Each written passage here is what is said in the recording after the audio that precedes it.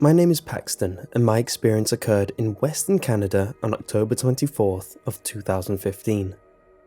I won't go into many details about myself. What is important is the story that I must share with you. I have to get this off of my mind, off of my shoulders, because it has haunted me for far too long. I wake up in the middle of the night with cold sweats and trembling from fear. Consider this a catharsis. I used to think the world was simple, that things are as you see them, and that was that. Stuff happens, and there is nothing you can do about it. I never believed in strange things, and by that I mean the paranormal or supernatural. Now I don't know what to think. I don't know the best way to describe my experience.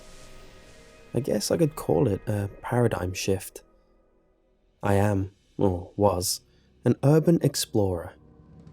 I used to love going to abandoned places such as hospitals, apartment buildings, warehouses, etc. It was the sense of adventure and discovery of these derelict places that drew me to it. A friend of mine, I'll call him Joseph, found a rural place, an old farmhouse an hour out of town. It was in an isolated site that you had to go out your way to get to. But it was well worth it, he said.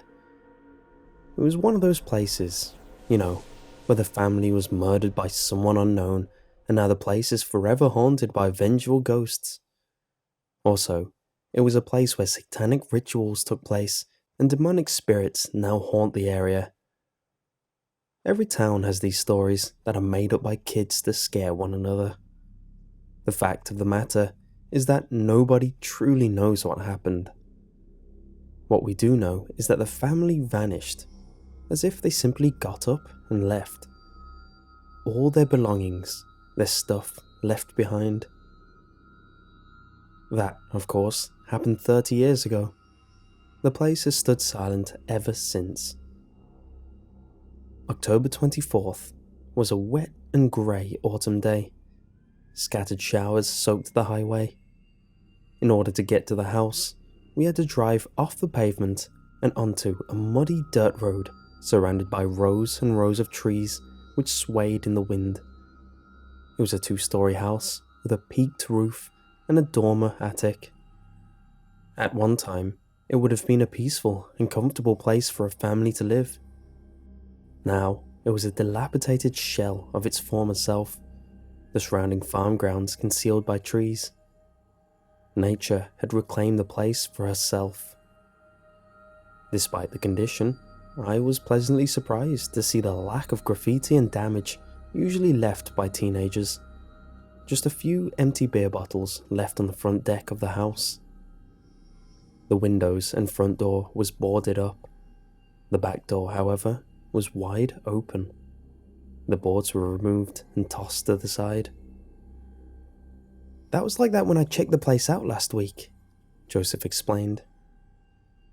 We continued exploring the exterior property. There were a couple of sheds out back and an old, beat-up corpse of a truck. In the field beyond the truck, I noticed a collection of white stones, loads of them scattered about the ground. "I didn't notice that earlier," Joseph remarked with an inquisitive look on his face. Looking at the stones carefully, they seemed to form a spiral pattern. Intrigued, we approached the stones. I don't know if I imagined it or what, but I swear I could smell ozone. The aroma of lightning. I crouched down and examined one of the stones, noticing something etched onto its surface. It was a symbol of some sort that I wasn't familiar with. It was like a triangle, only with the bottom line missing and the ends of the other two, one with a squiggly circle and another with a T shape. I looked at another stone and it had the same etching on it.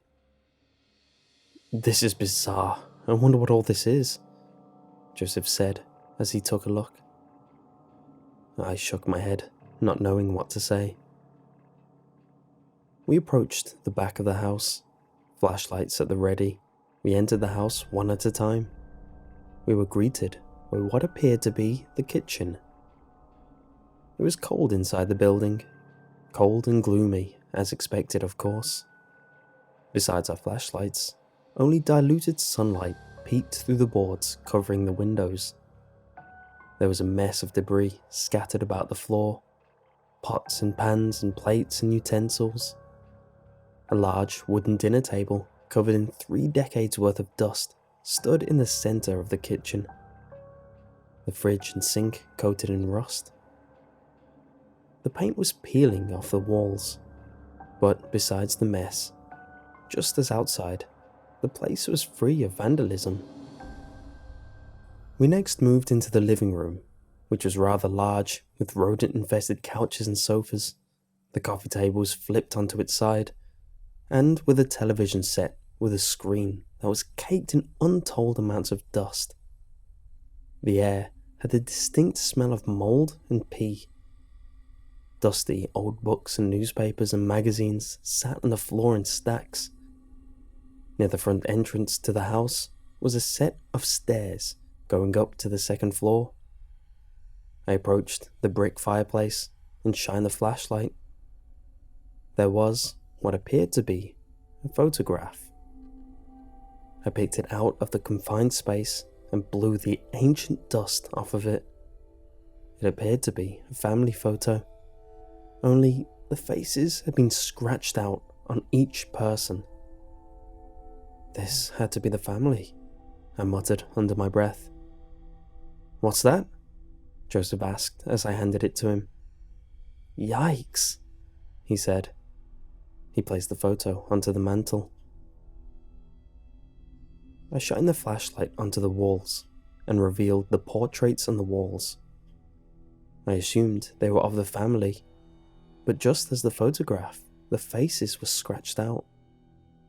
Upon further examination, I noticed that the faces were scratched out in a spiral fashion. I felt a snake slithering around my spine. I shuddered in response. "What do you think happened to them?" I asked. "Nobody knows. They just upped and left, I guess. There was no sign of foul play or anything like that. Beyond that, I don't know," Joseph explained as he gazed at the pictures. "Where do you suppose that goes?" Joseph pointed as he directed the light at the end of the adjacent hallway. The door was slightly ajar. I gently nudged it open, and a set of descending stairs led down into the basement. "Well, Paxton, do you want to check out the basement first or the upstairs?" Joseph asked with a crooked smile. "Let's go downstairs and get it over with," I joked. Little did I know, I made a huge mistake. Shining the light into the inky blackness, we were assaulted by a powerful smell of mold. It was even worse now. The steps creaked under my footsteps, and as I hit the 4th step, there was a loud cracking sound, and the step gave out beneath me. And for a fraction of a second, I was suspended mid-air, and for that fraction of a second, I knew I screwed up big time. I just had enough time to open my mouth and scream.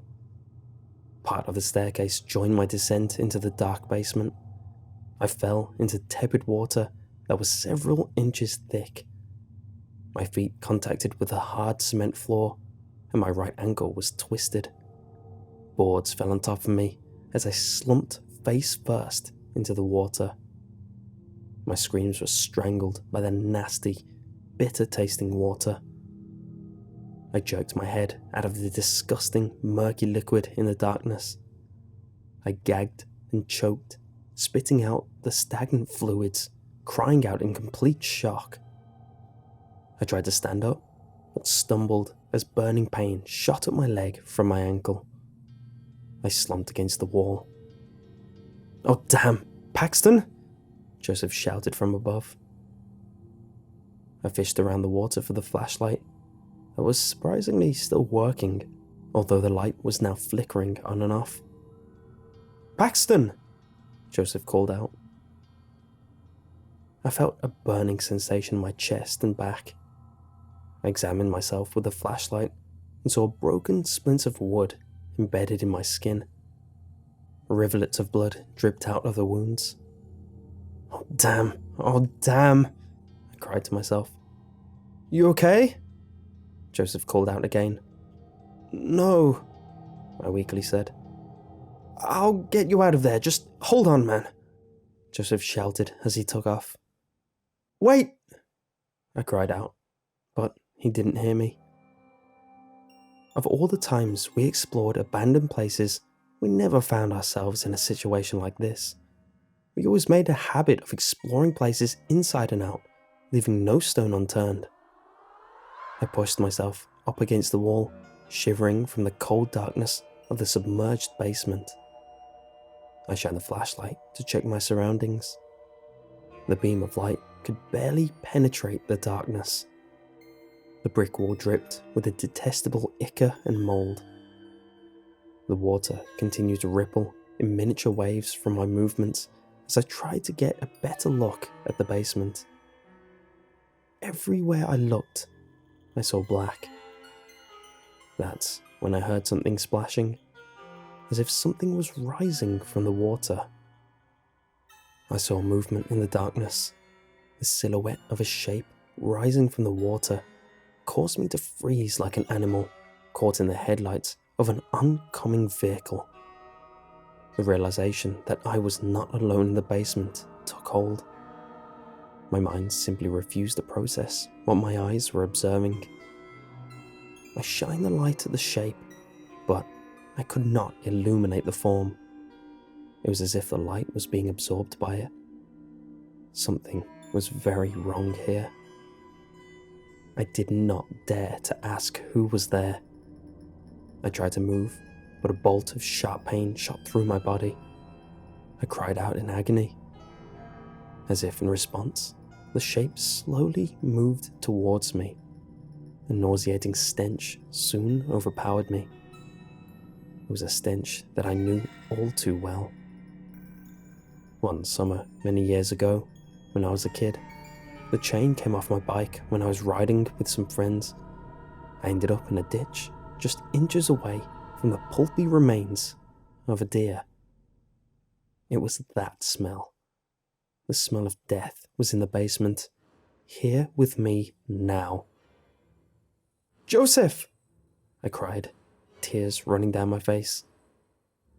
The shape was drifting towards me. Soon I heard heavy footfalls upstairs. By this point, my heart felt like it was going to explode. Terror had a grip on me. "Joseph, get me out of here now! There's something down here with me!" I continued to bleed. I saw it. A pale, gaunt face was illuminated by my flickering light.